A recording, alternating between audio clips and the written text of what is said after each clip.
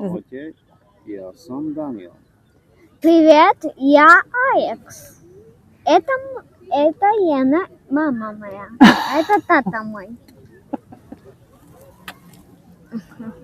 Добрый день!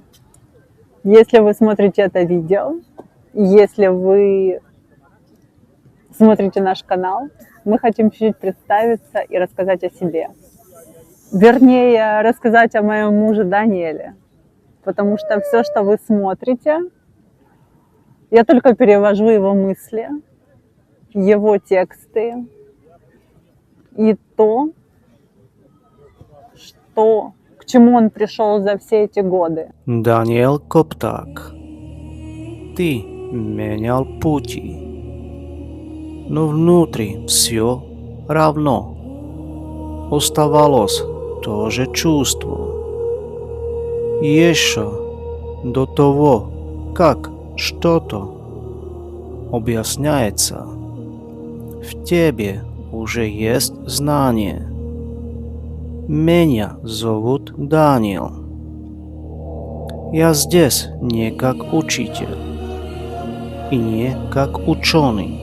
Я отец, муж и человек, который прошел через разные пути, пытаясь понять жизнь.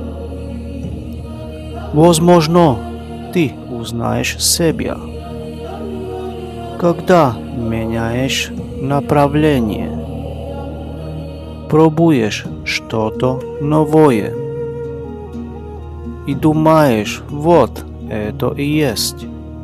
Я начинал как только точность, контроль, структура, потом строительство.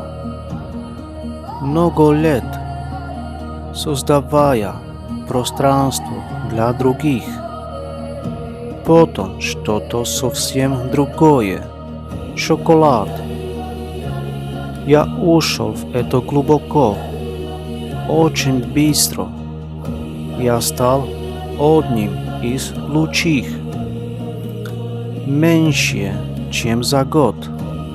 Снаружи это выглядело как успех, но внутри осушение оставалось тем же, чего-то не хватало, и мое тело начало ломаться все больше и больше.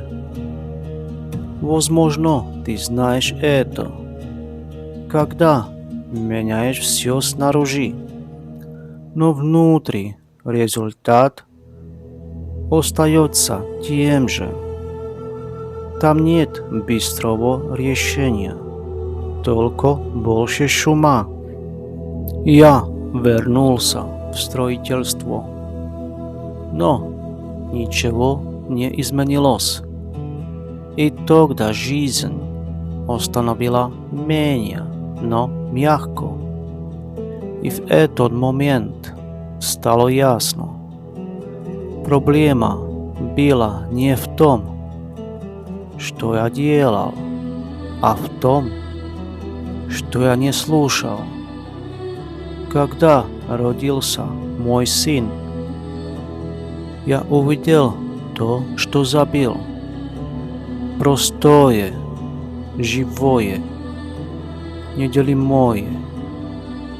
Может быть, ты помнишь это из своей жизни, когда все было понятно без объяснений. И тогда что-то изменилось.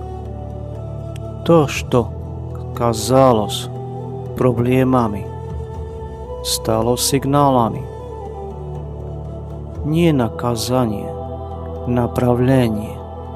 Я нашел биогеометрию не как веру, а как подтверждение того, что я всегда чувствовал, что в жизни нет случайностей. Твоя нервная система всегда считывает все. пространство, звук, то, что ты видишь, то, что ты ешь, то не отделен. Ты часть этого. Но и это было не концом. Я пошел глубже, пока не стало ясно. Очень простое. Это не что-то новое. Люди уже так жили. Славянское понимание. Без разделения жизни. Без разделения ума и тела. Без отделения человека от природы. А как часть этого? Как участники, не наблюдатели. Все рождается изнутри, из центра. И каждый из нас свой тихий, уникальный центр. Мы не повторяем друг друга. И поэтому ни один метод, ни одна система не заменить то, что уже знает твое тело. Если ты не слушаешь, ты повторяешь. Даже если все вокруг выглядит по-другому. На этом канале ты не найдешь быстрых решений, только отражения. Что бы ты смог узнать? То, что это уже есть. Не что-то новое, а то, что ты уже знал и просто забыл. Ты можешь изменить все вокруг и все равно прийти в то же место, пока не начнешь слушать. И когда ты перестаешь искать следующий ответ, ты начинаешь замечать, что ты никогда не был без направления. И если это остановило тебя хотя бы на мгновение, здесь есть продолжение.